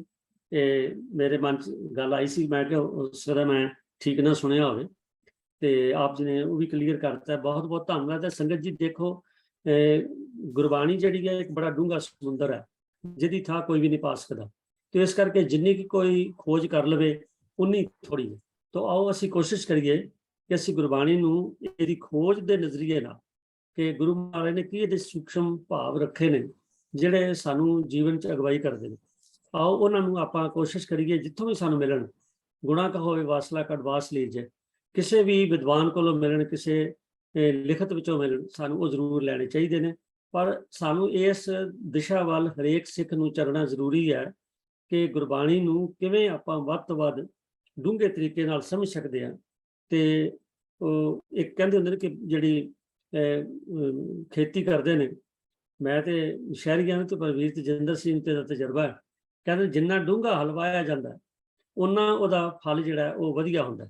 ਤੇ 7 ਸੀ ਦਾ ਇੱਕ ਮਸ਼ਹੂਰ ਹੈ ਗੱਲ ਵੀ, ਤੇ ਉਹਦਾ ਮਤਲਬ ਜਿੰਨਾ ਡੂੰਘਾ ਤੁਸੀਂ ਉਹਨੂੰ ਹਲ ਵਾਹੋਗੇ, ਡੂੰਘੀ ਜ਼ਮੀਨ ਨੂੰ ਕਰਕੇ ਫਿਰ ਬੀਜ ਪਾਓਗੇ ਉਹਨਾਂ ਵਧੀਆ ਹੋਵੇਗੀ। ਤਾਂ ਇਸੇ ਤਰ੍ਹਾਂ ਇਹ ਗੁਰਬਾਣੀ ਵੀ ਜਿਹੜੀ ਹੈ ਜਿੰਨੀਆਂ ਆਪਾਂ ਡੁੰਘਾਈਆਂ ਜਾਵਾਂਗੇ ਉਹਨਾਂ ਸਾਨੂੰ ਇਹਦਾ ਆਨੰਦ ਆਏਗਾ। ਸਤਿਗੁਰੂ ਕਿਰਪਾ ਕਰਨ ਕਿ ਅਸੀਂ ਸਾਰੇ ਗੁਰਬਾਣੀ ਨਾਲ ਜੁੜੇ ਰਹੀਏ ਜੋ ਕਿ ਸਾਡੇ ਲਈ ਚਾਨਣ ਮਿਲਾ। ਤਜਿੰਦਰ ਸਿੰਘ ਜੀ ਦਾ ਬਹੁਤ ਬਹੁਤ ਧੰਨਵਾਦ। ਤੋ ਸੰਗਤ ਜੀ ਮੈਂ ਬੇਨਤੀ ਕੀਤੀ ਸੀ ਸ਼ੁਰੂ 'ਚ ਕਿ ਜਿੱਥੇ ਅੱਜ ਆਪਾਂ ਸਵਾਲ ਜਵਾਬ ਕਰ ਰਹੇ ਨੇ, ਸੋਮਵਾਰ ਕਰਦੇ ਹਾਂ, ਉੱਥੇ ਅੱਜ 12 ਸਤੰਬਰ ਇੱਕ ਬਹੁਤ ਹੀ ਅਹਿਮ ਦਿਨ ਹੈ ਸਾਡੇ ਸਿੱਖ ਇਤਿਹਾਸ ਵਿੱਚ। ਹੈ ਤੇ ਦੁਨੀਆ ਦੇ ਇਤਿਹਾਸ ਵਿੱਚ ਹੈ ਪਰ ਸਿੱਖ ਇਤਿਹਾਸ ਵਿੱਚ ਇਸ ਕਰਕੇ ਕੀ ਹੈ ਕਿਉਂਕਿ ਅੱਜ ਦੇ ਦਿਨ ਵਿੱਚ 12 ਸਤੰਬਰ 1897 ਨੂੰ ਸਾਡੇ 21 ਸਿੰਘ ਜਿਹੜੇ ਨੇ ਉਹਨਾਂ ਨੇ ਸ਼ਹਾਦਤ ਦਾ ਜਾਮ ਕੀਤਾ ਸੀ।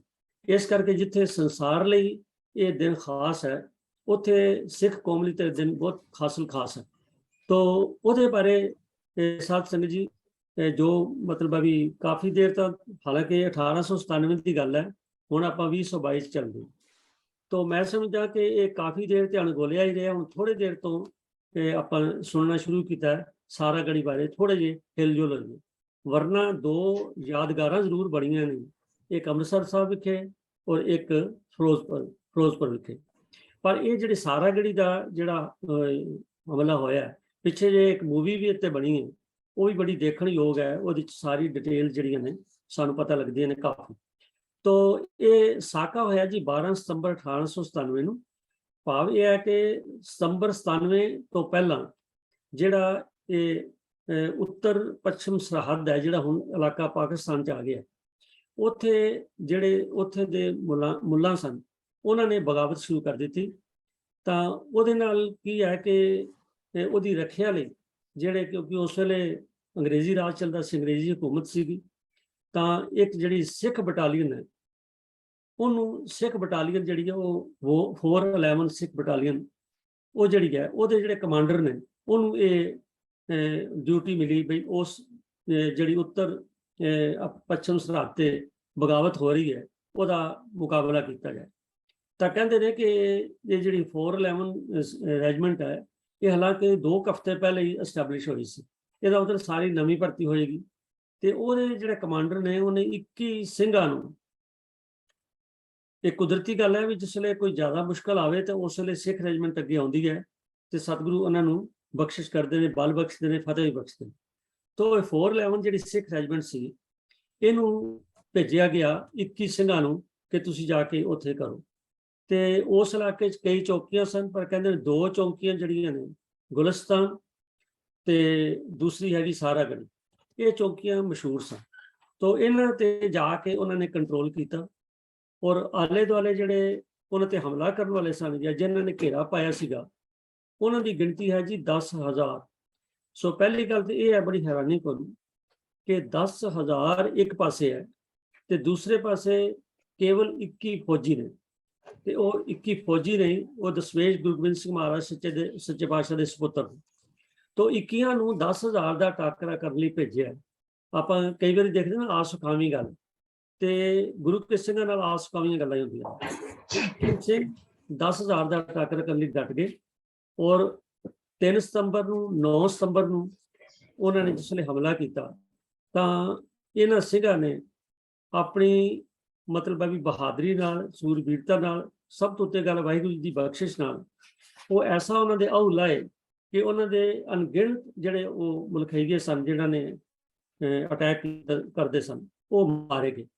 ਤੋ ਇਸ ਤੋਂ ਘਬਰਾ ਕੇ ਫਿਰ ਉਹਨਾਂ ਨੇ ਜਿਹੜਾ ਇਹ ਸਾਰਾ ਗੜੀ ਦਾ ਕਿਲ੍ਹਾ ਹੈ, ਇਹਦੇ ਆਲੇ ਦੁਆਲੇ ਜਿਹੜੀਆਂ ਸੁੱਕੀਆਂ ਝਾੜੀਆਂ ਸਨ, ਉਹਨੂੰ ਅੱਗ ਲਾ ਦਿੱਤੀ।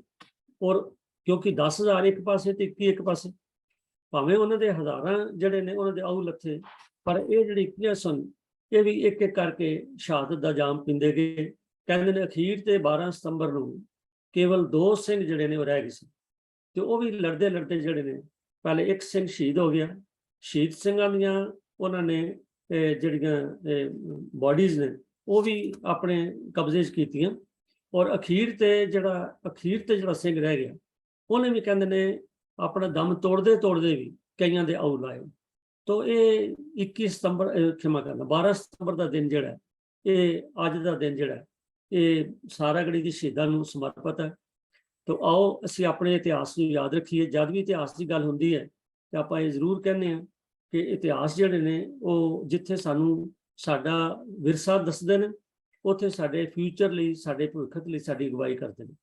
ਤੋ ਲੋੜ ਹੈ ਇਹ ਐਸਾ ਜਿਹੜਾ ਲਹੂ ਭਿੱਜੇ ਪੱਤਰੇ ਨੇ, ਇਹਨਾਂ ਨੂੰ ਅਸੀਂ ਆਪਣੀਆਂ ਜਿਹੜੀਆਂ ਆਉਣ ਵਾਲੀਆਂ ਜਨਰੇਸ਼ਨਸ ਨੇ, ਉਹਨਾਂ ਦੇ ਪੱਲੇ ਪਾਈਏ, ਉਹਨਾਂ ਨੂੰ ਸਮਝਾਈਏ, ਉਹਨਾਂ ਨੂੰ ਦੱਸੀਏ ਕਿ ਕੀ ਕੁਛ ਸਿੰਘਾਂ ਨੇ ਕੀਤਾ। ਤੋ ਇਹ ਜਿਹੜੀ ਬਹਾਦਰੀ ਹੈ, ਇਹ ਏਡੀ ਵੱਡੀ ਬਹਾਦਰੀ ਸਾਧ ਸੰਗਤ ਜੀ, ਕਿ ਮੈਂ ਤੁਹਾਡੇ ਸਾਹਮਣੇ ਇੱਕ ਹੋਰ ਚੀਜ਼ ਜਿਹੜੀ ਹੈ ਉਹ ਰੱਖਣੀ ਚਾਹੁੰਦਾ। ਇਹ ਸਕਰੀਨ ਮੈਂ ਸ਼ੇਅਰ ਕਰ ਰਿਹਾ। ਤੇ ਇਹ ਜਿਹੜੀ ਬਹਾਦਰੀ ਹੈ, ਇਹਨੂੰ ਸਾਰੀ ਦੁਨੀਆ ਦਾ ਸਿੱਕਾ ਮੰਨਦੀ।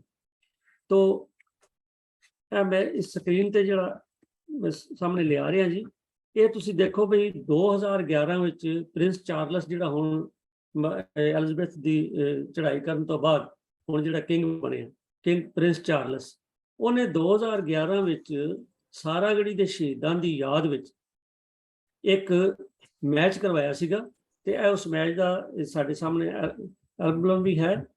ਤੇ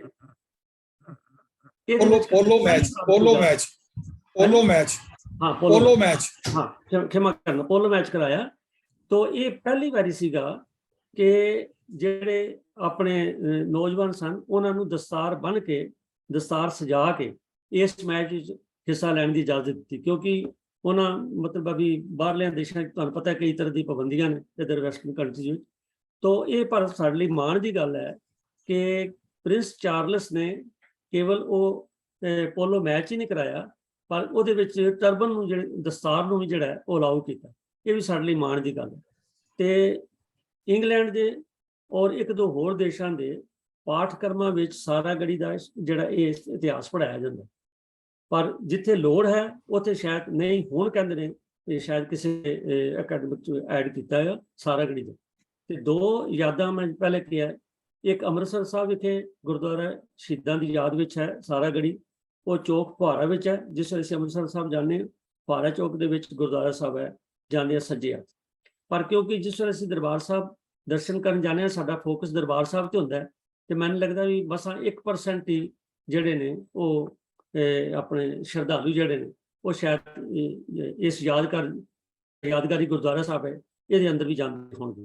ਪਰ ਮੇਰੀ ਬੇਨਤੀ ਹੈ ਵੀ ਹੁਣ ਜਦ ਵੀ ਅਸੀਂ ਅੰਮ੍ਰਿਤਸਰ ਸਾਹਿਬ ਜਾਈਏ ਦਰਬਾਰ ਸਾਹਿਬ ਦੇ ਦਰਸ਼ਨ, ਤਾਂ ਚੌਕ ਫੁਹਾਰਾ ਵਿੱਚ ਸਥਿਤ ਇਹ ਜਿਹੜਾ ਸ਼ਹੀਦਾਂ ਦੀ ਯਾਦ ਵਿੱਚ ਸਾਰਾਗੜ੍ਹੀ, ਉਹਦਾ ਨਾਂ ਹੀ ਗੁਰਦੁਆਰਾ ਸਾਰਾਗੜ੍ਹੀ, ਉਹਦੇ ਦਰਸ਼ਨ ਜ਼ਰੂਰ ਕਰੀਏ, ਤਾਂ ਕਿ ਜਿਸ ਵੇਲੇ ਅਸੀਂ ਉਹ ਦਰਸ਼ਨ ਕਰਨ ਜਾਵਾਂਗੇ ਸਾਡੇ ਮਨ ਵਿੱਚ ਸਾਰਾਗੜ੍ਹੀ ਦੇ ਸ਼ਹੀਦਾਂ ਦੀ ਫੋਟੋਆਂ, ਉਹਨਾਂ ਦੇ ਕਾਰਨਾਮੇ ਜਿਹੜੇ ਨੇ ਸਾਡੇ ਜ਼ਿਹਨ ਵਿੱਚ ਆਉਣਗੇ।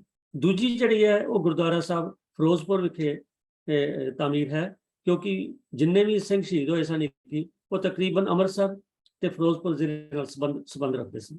ਸੋ ਇਤਿਹਾਸ ਸਾਧ ਸੰਗਤ ਜੀ ਆਪਾਂ ਜਿੰਨਾ ਵੀ ਲੱਭ ਲਈਏ ਥੋੜਾ, ਤੋਂ ਥੋੜੇ ਜਿਹੀ ਕਿਸੇ ਵੀਰ ਨੇ ਸਾਨੂੰ ਭੇਜਿਆ ਸੀ, ਤੇ ਉਹ ਮੈਂ ਜਿਹੜਾ ਸਾਡਾ ਗਰੁੱਪ ਹੈ SMC ਕਲਾਸ ਵਾਲਾ ਗਰੁੱਪ ਹੈ ਉਹਦੇ ਵਿੱਚ ਪਾ ਦਿੱਤਾ। ਤੁਸੀਂ ਕਿਰਪਾ ਕਰਕੇ ਉਹ 'ਚ ਪੜ੍ਹ ਲੈਣਾ। ਤੋਂ ਇਹਦੇ ਬਾਰੇ ਸਾਨੂੰ ਬਸ ਇੱਕੋ ਬੇਨਤੀ ਹੈ ਕਿ ਅਸੀਂ ਆਪਣੇ ਸ਼ਹੀਦਾਂ ਨੂੰ ਜ਼ਰੂਰ ਯਾਦ ਰੱਖੀਏ, ਜਿਨ੍ਹਾਂ ਨੇ ਆਪਣਾ ਸਭ ਕੁਝ ਵਾਰ ਦਿੱਤਾ। ਔਰ ਸਾਰਾਗੜ੍ਹੀ ਦੇ ਸ਼ਹੀਦਾਂ ਦਾ ਜਿਸ ਵੇਲੇ ਤੁਸੀਂ ਇਤਿਹਾਸ ਪੜ੍ਹੋਗੇ ਤਾਂ ਬਹੁਤ ਹੀ ਕਮਾਲ ਦਾ ਇਤਿਹਾਸ ਹੈ ਕਿ ਉਹਨਾਂ ਦੀ ਬਹਾਦਰੀ ਜਿਹੜੀ ਹੈ ਉਹਦੀ ਦਾਤ ਦੇਣੀ ਬਣਦੀ ਹੈ। ਆਓ ਆਪਣੇ ਸ਼ਹੀਦਾਂ ਨੂੰ ਆਪਾਂ ਯਾਦ ਰੱਖੀਏ, ਇਹੀ ਸਾਡਾ ਫਰਜ਼ ਬਣਦਾ। ਤੋ ਸਭ ਦਾ ਧੰਨਵਾਦ ਹੈ। ਮੈਂ ਫਿਰ ਇੱਕ ਵਾਰੀ ਬੇਨਤੀ ਕਰਾਂਗਾ ਕਿ ਜਿਹੜਾ ਗਰੁੱਪ ਵਿੱਚ ਪਾਇਆ ਉਹ ਤੁਸੀਂ ਪੜ੍ਹਨਾ, ਤੇ ਆਪਾਂ ਸਵਾਲਾਂ ਵੱਲ ਫਿਰ ਚੱਲਦੇ। ਤੇ ਮੈਂ ਰਾਜਾ ਸਿੰਘ ਜੀ, ਮੈਂ ਇੱਕ ਗੱਲ ਹੋਰ ਐਡ ਕਰਨਾ ਚਾਹਨਾ ਜੀ ਕਿ ਇਹ ਸਾਰਾਗੜ੍ਹੀ ਦਾ ਜਿਹੜਾ ਗੁਰਦੁਆਰਾ ਹੈਗਾ, ਜਿਹੜਾ ਫੁਹਾਰੇ ਚੌਂਕ ਕੋਲ ਹੈ ਜੀ, ਇਹਦੇ ਬਾਹਰ ਵੀ ਜਿਹੜੀਆਂ ਨੇ ਉਹ ਤੋਪਾਂ ਰੱਖੀਆਂ ਹੋਈਆਂ ਨੇ, ਜਿਵੇਂ ਫਿਰੋਜ਼ਪੁਰ ਗੁਰਦੁਆਰੇ ਦੇ ਬਾਹਰ ਤੋਪਾਂ ਰੱਖੀਆਂ ਹੋਈਆਂ ਨੇ, ਤੇ ਇੱਥੇ ਵੀ ਰੱਖੀਆਂ ਹੋਈਆਂ ਨੇ। ਸਹਿਜੇ ਹੀ ਪਤਾ ਲੱਗ ਜਾਂਦਾ ਹੈ ਕਿ ਫੌਜੀ ਨੇ ਬਣਾਇਆ ਹੋਇਆ। ਤੇ ਦੂਸਰੀ ਗੱਲ ਇਹ ਹੈ, ਤੁਸੀਂ ਕਹੀ ਹੈ ਕਿ ਕਈ ਜਿਹੜੇ ਕਿਊਰੀਕੁਲਮ ਉਹਦੇ ਸ਼ਾਮਲ ਕੀਤੇ ਗਈ ਹੈ, ਤੇ ਉਹਦੇ ਜੋ ਫਰਾਂਸ ਜਿਹੜੀ ਹੈ ਕੰਟਰੀ ਹੈ, ਉਹਦੇ ਤੇ ਜਿਹੜਾ ਉਹਦਾ ਕਿਊਰੀਕੁਲਮ ਹੈਗਾ ਪੜ੍ਹਾਈ ਦਾ, ਉਹਦੇ ਅੰਦਰ ਇਹਨੂੰ ਸ਼ਾਮਲ ਕੀਤਾ ਗਿਆ। ਤੇ ਇਸ ਤੋਂ ਇਲਾਵਾ ਯੂਨਾਈਟਿਡ ਨੇਸ਼ਨਸ ਨੇ ਵੀ ਜਿਹੜੀ ਦੁਨੀਆ ਦੀਆਂ 4 ਵੱਡੀਆਂ ਜੰਗਾਂ ਨੇ, ਉਹਦੇ ਵਿੱਚ ਸਾਰਾਗੜ੍ਹੀ ਜੰਗ ਜਿਹੜੀ ਆ ਸਭ ਤੋਂ ਉੱਪਰ ਇਸ ਨੂੰ ਨੋਟ ਕੀਤਾ ਗਿਆ ਕਿ ਇਹ ਬੜੀ ਯੂਨੀਕ ਅਨਈਵਨ ਬੈਟਲ ਹੈ, ਕਿ ਜਿਹਦੇ 'ਚ 21 ਸਿੰਘਾਂ ਨੇ 10,000 ਦੇ ਕਰੀਬ ਕਬਾਇਲੇ ਜਿਹੜੇ ਸਨ ਉਹਨਾਂ ਦਾ ਮੁਕਾਬਲਾ ਕੀਤਾ, ਔਰ ਈਨ ਨਹੀਂ ਮੰਨੀ ਅਖੀਰ ਤੱਕ ਉਹਨਾਂ ਨੇ। ਤੋਂ ਇਹ ਬੜੀ ਇਸ ਜੰਗ ਨੂੰ ਬੜਾ ਟੌਪ ਦੇ ਉੱਪਰ ਜਿਹੜਾ ਉਹ ਰੱਖਿਆ ਗਿਆ। ਮੈਂ ਆਪ ਜੀ ਨਾਲ ਸ਼ੇਅਰ ਕਰਨਾ ਚਾਹੁੰਦਾ ਸੀ ਜੀ। ਬਹੁਤ ਬਹੁਤ ਧੰਨਵਾਦ ਜੀ ਵੀਰ ਜੀ। ਧੰਨਵਾਦ ਜੀ ਤਜਿੰਦਰ ਸਿੰਘ ਜੀ, ਕਿਉਂਕਿ ਤਜਿੰਦਰ ਸਿੰਘ ਸਾਡੇ ਇਤਿਹਾਸ ਦੇ ਮਾਹਰ ਨੇ, ਤੇ ਇਹਨਾਂ ਨੂੰ ਇਸ ਤੋਂ ਵੀ ਮਤਲਬ ਬੇਨਤੀ ਹੈ ਫਿਰ ਵੀ ਕਦੀ ਸਮਾਂ ਲੱਗੇ ਤਾਂ ਇਹ ਇਤਿਹਾਸ ਜਿਹੜਾ ਸੰਗਤਾਂ ਦੇ ਸਾਹਮਣੇ ਹੋਰ ਖੋਲ ਕੇ ਰੱਖਿਆ ਜਾ ਸਕੇ।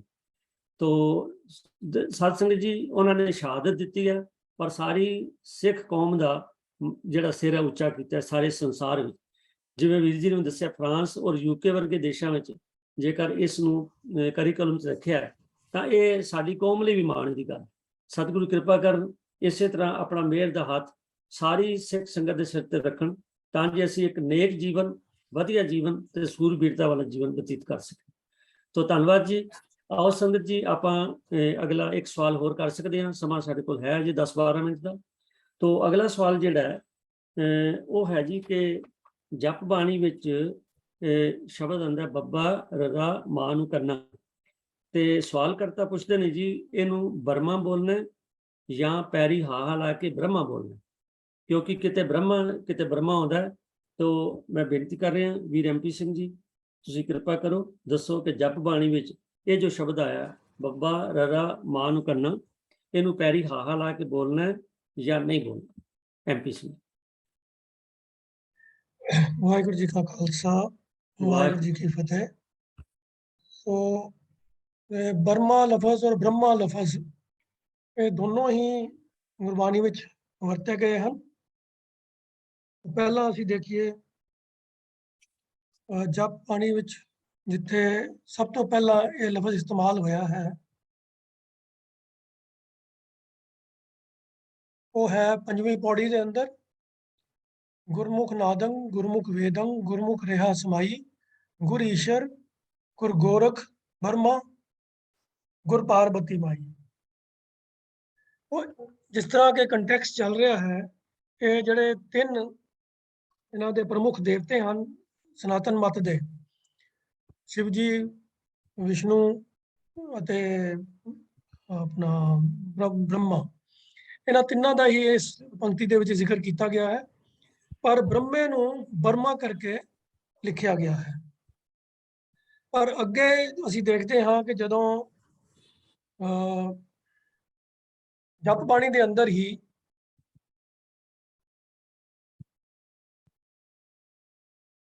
ਜਦੋਂ ਸੋਦਰ ਦੀ ਪੌੜੀ ਆਉਂਦੀ ਹੈ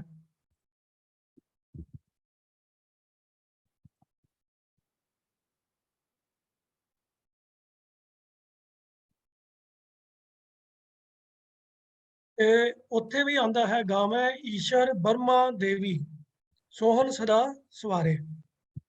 ਉੱਥੇ ਵੀ ਬਰਮਾ ਲਫ਼ਜ਼ ਬ੍ਰਹਮੇ ਦੇ ਵਾਸਤੇ ਵਰਤਿਆ ਗਿਆ ਹੈ। ਪਰ ਜਿਵੇਂ ਆਪ ਜਾਣਦੇ ਹੋ ਕਿ ਇਹ ਸੋਦਰ ਦੀ ਪੌੜੀ ਜਿਹੜੀ ਹੈ ਉਹ ਜਪ ਬਾਣੀ ਦੇ ਅੰਦਰ ਵੀ ਆਉਂਦੀ ਹੈ ਤੇ ਰਹਿਰਾਸ ਦੀ ਬਾਣੀ ਦੇ ਅੰਦਰ ਵੀ ਆਉਂਦੀ ਹੈ, ਅਤੇ ਆਸਾ ਰਾਗ ਜਿੱਥੇ ਗੁਰੂ ਨਾਨਕ ਪਾਤਸ਼ਾਹ ਦੇ ਸ਼ਬਦ ਦਰਜ ਹਨ ਉੱਥੇ ਵੀ ਇਹ ਸੋਦਰ ਵਾਲਾ ਸ਼ਬਦ ਜੋ ਹੈ ਆਸਾ ਰਾਗ ਦਾ ਉੱਥੇ ਵੀ ਦਰਜ ਹੈ। तो ਇਹ ਇਕਲੌਤਾ ਐਸਾ ਸ਼ਬਦ ਹੈ ਜਿਹੜਾ ਗੁਰੂ ਗ੍ਰੰਥ ਸਾਹਿਬ ਦੇ ਵਿੱਚ 3 ਜਗ੍ਹਾ ਤੇ ਦਰਜ ਹੈ। तो ਇਹ ਜਪ ਬਾਣੀ ਦੀ ਇਹ 27ਵੀਂ ਪੌੜੀ ਵੀ ਹੈ ਤੇ ਸੋਦਰ ਦੀ ਰਹਿਰਾਸ ਦੀ ਬਾਣੀ ਦਾ ਇਹ ਪਹਿਲਾ ਸ਼ਬਦ ਵੀ ਹੈ। ਸੋ ਜਪ ਬਾਣੀ ਦੇ ਅੰਦਰ ਇਹਦੇ ਜੋ ਸਪੈਲਿੰਗ ਹਨ ਗਾਵੇਂ ਈਸ਼ਰ ਬਰਮਾ ਦੇਵੀ ਆਏ ਹਨ। ਪਰ ਇਸੇ ਹੀ ਪੌੜੀ ਨੂੰ ਹੁਣ ਅਸੀਂ ਜਦੋਂ ਰਹਿਰਾਸ ਦੇ ਅੰਦਰ ਦੇਖਦੇ ਹਾਂ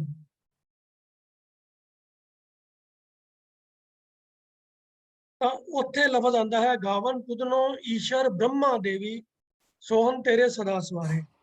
ਔਰ ਜਦੋਂ ਅਸੀਂ ਉਹਦੇ 'ਚ ਦੇਖਾਂਗੇ ਰਾਗ ਆਸਾ ਦੇ ਅੰਦਰ ਤਾਂ ਉੱਥੇ ਵੀ ਗਾਵਨ ਪੁਦਨੋ ਈਸ਼ਰ ਬ੍ਰਹਮਾ ਦੇਵੀ ਸੋਹਨ ਤੇਰੇ ਸਦਾ ਸਵਾਰੇ, ਉੱਥੇ ਵੀ ਲਫ਼ਜ਼ ਬ੍ਰਹਮਾ ਆਇਆ ਹੈ। ਉਹ ਇਹ ਤੋਂ ਇੱਕ ਗੱਲ ਤਾਂ ਬੜੀ ਸਪਸ਼ਟ ਹੈ ਕਿ ਸੇਮ ਹੀ ਪੰਕਤੀ ਦੋ ਵੱਖੋ ਵੱਖਰੀ ਜਗ੍ਹਾ ਦੇ ਉੱਤੇ ਵਰਤੀ ਗਈ ਹੈ ਤੇ ਲਫ਼ਜ਼ ਬਰਮਾ ਤੇ ਬ੍ਰਹਮਾ ਇੰਟਰਚੇਂਜੇਬਲੀ ਸੇਮ ਮੀਨਿੰਗ ਦੇ ਵਿੱਚ ਵਰਤੇ ਗਏ ਹਨ, ਕਿਉਂਕਿ ਜੋ ਇਹ ਪੌੜੀਆਂ ਹਨ ਭਾਵੇਂ ਜਪ ਦੇ ਅੰਦਰ ਆਈ ਹੈ ਤੇ ਜਦੋਂ ਜਾਂ ਸੋਦਰ ਦੀ ਬਾਣੀ ਦੇ ਸ਼ਬਦ ਦੇ ਰੂਪ ਵਿੱਚ ਆਈ ਹੈ, ਇਹਨਾਂ ਦੇ ਮੀਨਿੰਗ ਦੇ ਅੰਦਰ ਬਿਲਕੁਲ ਵੀ ਫਰਕ ਨਹੀਂ ਹੈ। ਹਾਲਾਂਕਿ ਸਪੈਲਿੰਗ ਔਰ ਸ਼ਬਦਾਵਲੀ ਦਾ ਵੀ ਦੋਨੋਂ ਜਗ੍ਹਾ ਦੇ ਉੱਤੇ ਕਾਫੀ ਜ਼ਿਆਦਾ ਅੰਤਰ ਹੈਗੇ ਹਨ।